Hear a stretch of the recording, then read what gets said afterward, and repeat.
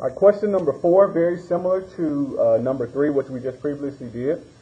We're going to be combining these two radical expressions. We have the square root, so they put the 2 on there so you understand that it's a 2. Square root of 3, and we're multiplying that by the 4th root, so 4 outside of 3. Okay, so we don't have a number here. If there's no number on, or no exponent on any variable or number, it's understood to be a 1. Okay, so you can go ahead and put a 1 there, but you need to know that. If they put it there or not, you need to know it's 1. And they probably will not because it's understood. I'm going to rewrite this as exponents. One thing you also could do if you understand the property is just multiply. But I'm going to go through both. If you just multiply this times this, 2 times 4, well actually we would add, let me just do it the right way because I will confuse myself. So I'm going to write 3, 1 over 2, and then I'm going to do 3, and then 1 over 4. Okay, yeah. So the property, if you multiply 2 times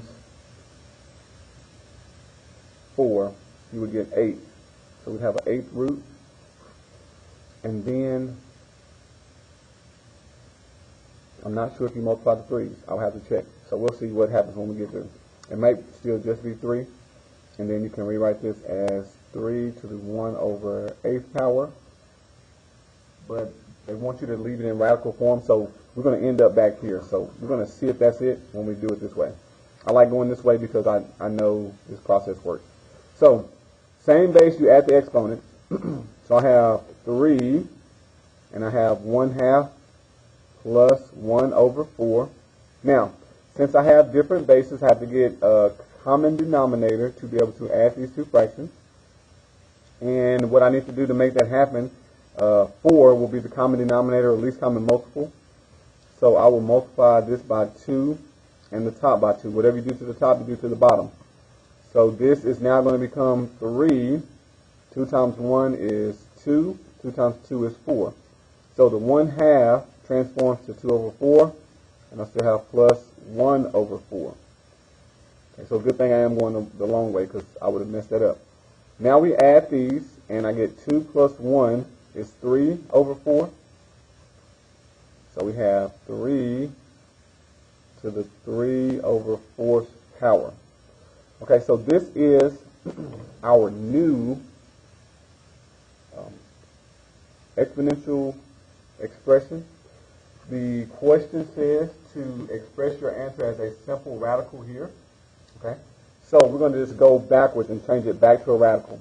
So ignore this. This is incorrect. Don't try to do that. I'm trying to be shortcut, but it didn't work. Rewrite it as rational exponents. Do the math, and then go back. So remember, the bottom number is your root, top number is your power. So we have the 4th root, and then we still have 3 to the 3rd power. So this is the answer that we're looking for.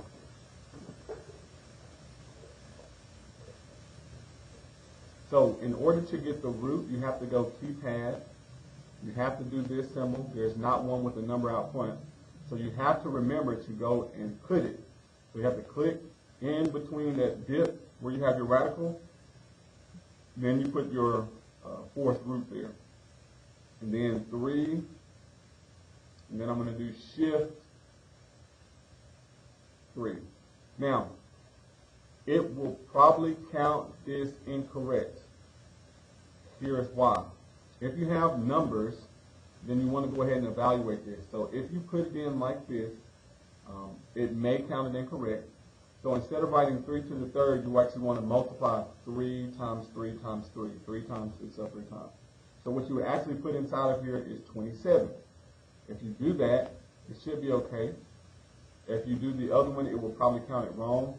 I don't want to chance it because if you do it wrong, then you got to do a totally different problem. So I'm just making mention of that now. With variables, you leave the exponents. With numbers, you actually evaluate them because you can and put it in simplest form.